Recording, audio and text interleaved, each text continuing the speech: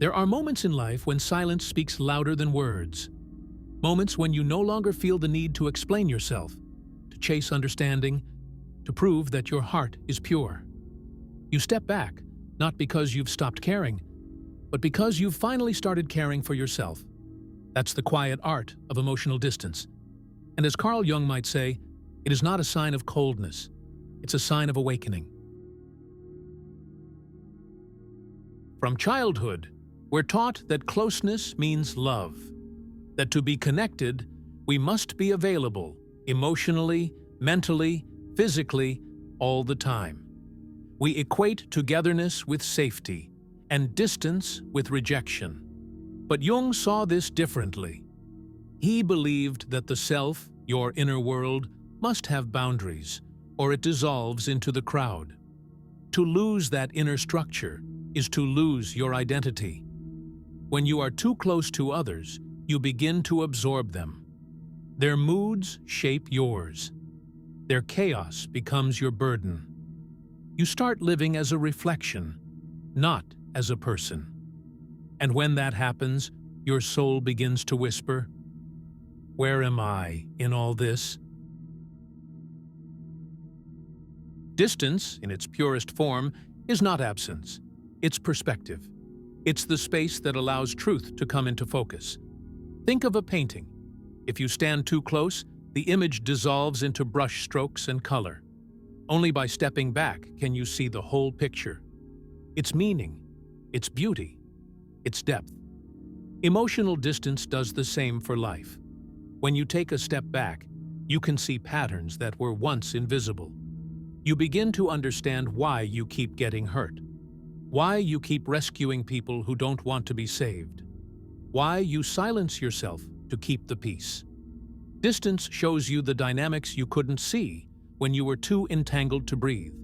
Jung called this process individuation, the becoming of who you truly are. And individuation demands distance. It requires that you pull back from unconscious fusion with others, from the noise, the expectations, the demands, to hear your own voice again. Still, most of us resist it. We mistake emotional distance for rejection and solitude for punishment. We believe that if we pull back, people will stop loving us. But love, real love, doesn't require fusion. It thrives in freedom. Emotional distance does not destroy love. It refines it. It separates the genuine from the dependent, the soulful from the superficial. The fear of distance comes from our earliest wounds, the moments we felt unseen, ignored, or abandoned. As children, we learned to equate closeness with safety. We learned to cling, to please, to overextend, just to keep love within reach. So as adults, when we set boundaries or create distance, that old fear returns. They'll leave me. But the truth is, anyone who vanishes when you honor yourself was never really with you, only with the version of you that served them. If this message is resonating with you right now, it's because something in you is ready to change. You didn't find this video by accident. It found you when you were ready to hear it. And if you want to keep walking this path, exploring psychology, philosophy, and the hidden truths that shape your inner world, take a moment to subscribe and stay with me.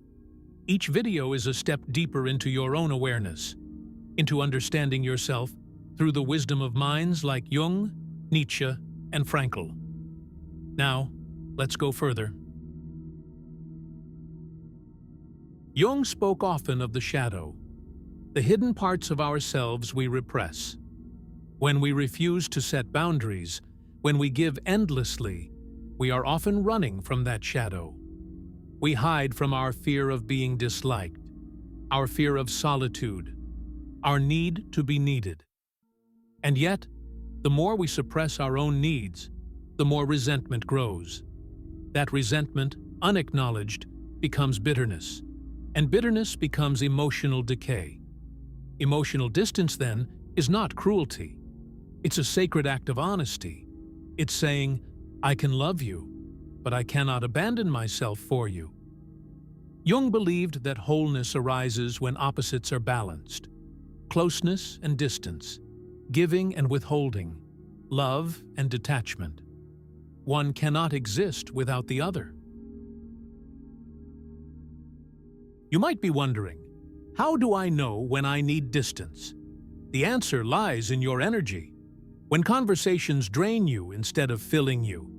When your compassion feels like a wound, not a gift.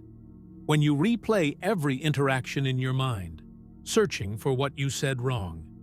When you feel invisible, even in a room full of people. These are signs that your boundaries are thin, that you've stretched yourself too far into the lives of others. Distance is your medicine. It's not a wall, it's a pause. It's your psyche saying, "Come home. I need space to breathe." One of Jung's deepest insights was that true connection only arises between two distinct individuals, not between two merged identities. Imagine two lamps in a dark room. If their light overlaps too much, both dim.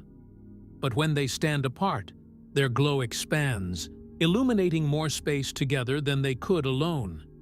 In the same way, emotional distance allows relationships to breathe. It gives each person room to exist without suffocating the other. It transforms love from possession into partnership, from need into choice. Without distance, connection becomes dependence. With distance, it becomes devotion. The first step is awareness. Notice when you lose yourself in others' emotions.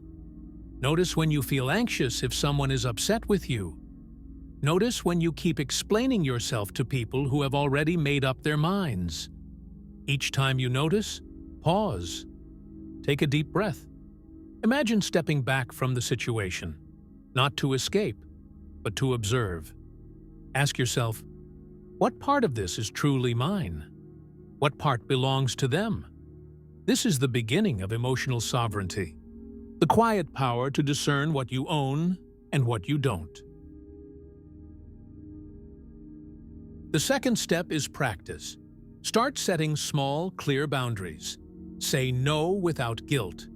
End conversations that spiral into negativity. Give less explanation and more silence. Remember, boundaries are not for others to approve. They are for you to uphold. It will feel uncomfortable at first. The people who benefited from your lack of boundaries may push back. They might call you distant, arrogant, or cold. But their discomfort does not define your worth.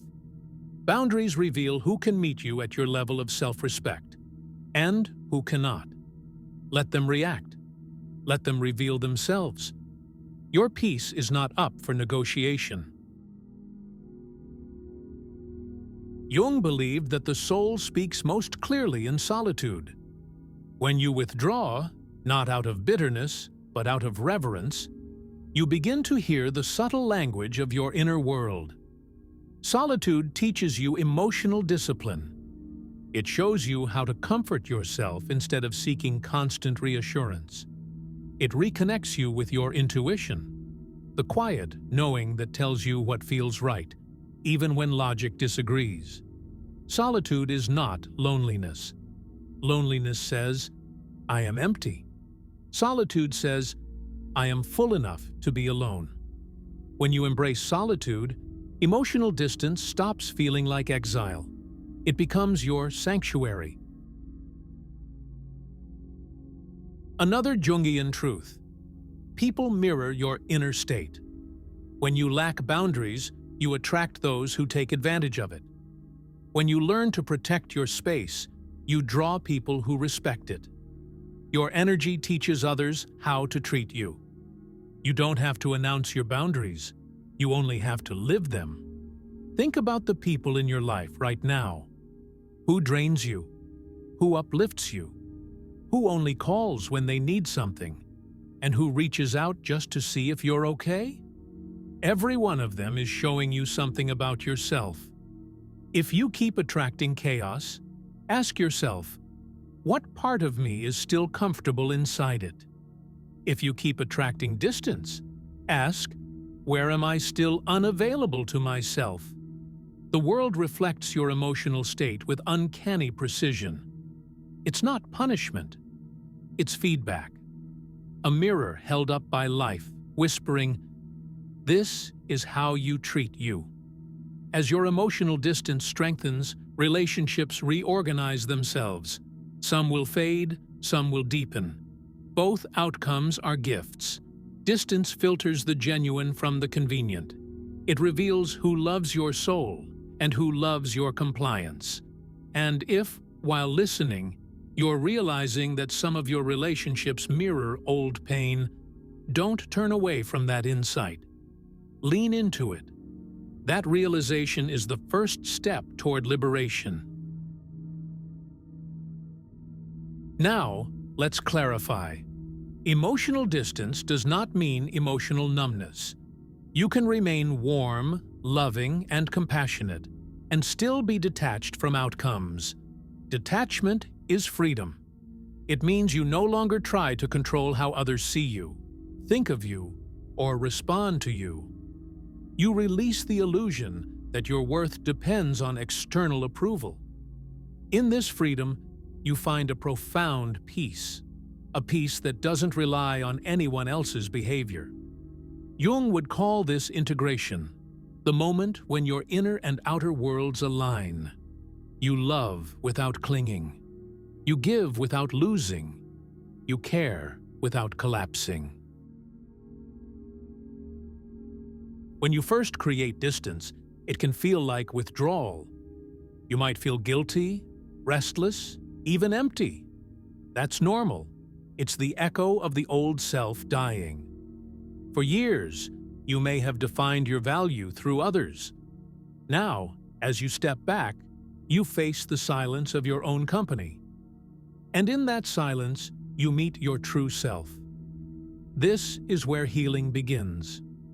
Emotional detox is uncomfortable, but it purifies your energy. It clears the noise. It dissolves the need to fix or be fixed.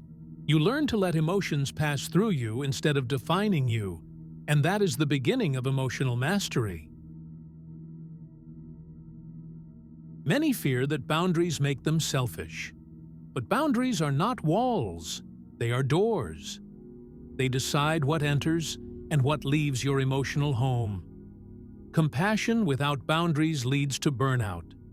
Boundaries without compassion lead to isolation. Balance both, and you become emotionally wise. Jung's truth is simple. You cannot truly love another until you have learned to protect yourself. Self-respect is the foundation of empathy.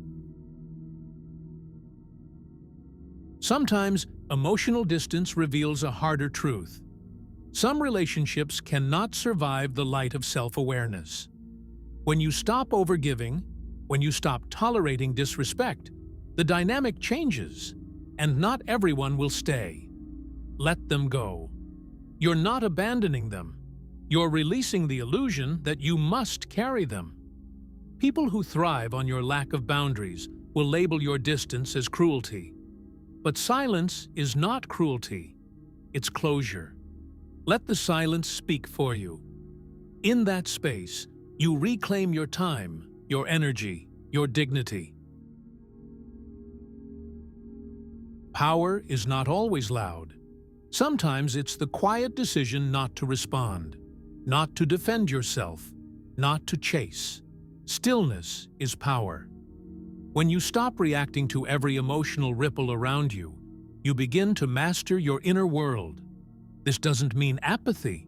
It means control. The ability to stay grounded when everything else is pulling at you. To see, but not absorb. To care, but not collapse. That is emotional distance in its highest form. A calm rootedness that nothing external can shake. As time passes, you'll notice something. With distance, everything becomes clearer. The people you once tried to please, you now understand why you couldn't. The situations that once broke you, you now see what they taught you. The pain that once consumed you becomes wisdom etched into your being. Emotional distance gives you perspective, and perspective gives you peace. It's like standing on a mountain after years in the valley. You see how far you've come and how small the storms really were. Jung saw emotional distance not just as psychology, but as spirituality, a return to the self. He believed that every time you step back from external chaos, you step closer to the divine order within you. When you stop trying to fix the world, you begin to align with it. When you stop begging for love, you start radiating it. Distance becomes devotion, a space where your higher self can breathe. In that stillness, life begins to move through you, not against you. You no longer chase meaning, you embody it. You no longer seek validation, you generate it. You become the calm center of your own universe.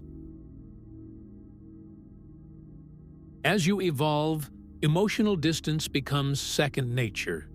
You no longer need to justify it. You simply live in a rhythm, a balance of solitude and intimacy, silence and speech, presence and retreat. You know when to open your heart and when to protect it. You know when to speak and when to let silence carry your truth. This is maturity, not withdrawal, but wisdom. You realize that not every battle deserves your energy, not every emotion deserves your surrender, and not every connection deserves your constant availability. Your time, your peace, your love, these are sacred currencies. Spend them wisely. Now, take a breath. Think of the relationships, situations, or habits where you've been overextended. Where have you mistaken closeness for love? Where have you given your peace away in exchange for approval? Ask yourself, gently, what would happen if I allowed a little more space there? Not as punishment, but as clarity. Not as rejection, but as respect. Emotional distance doesn't mean you stop loving. It means you start loving from wholeness, not from need. It means you no longer leak energy into people and problems that refuse to evolve. In that quiet detachment, you reclaim your most precious thing, your inner freedom. If this message found you, it means you're ready to step back, not away from life, but toward yourself. Embrace that distance, protect your energy, and watch how your world transforms when you finally stop chasing and start being. Now take a moment to reflect. Where have the principles of emotional distance already worked in your favor? Maybe you ended a draining relationship. Maybe you stopped apologizing for your peace. Or maybe, for the first time, you realized that solitude doesn't mean loneliness. Whatever your story is, I'd love to hear it. Share your reflection in the comments below, not just for me, but for others who are walking the same path. Your insight might be the message someone else needs tonight. And if this resonated with you, if you felt something shift inside you while listening, subscribe to the channel to keep exploring the depths of psychology, philosophy, and self-awareness. Here, we uncover the hidden forces that shape your mind, your identity, and your reality. Each video is a small awakening, a quiet revolution of the soul. Thank you for watching and for choosing to grow with intention. If you like this kind of content, explore our other videos. They're waiting for you, just like this one found you, at the exact moment you needed it.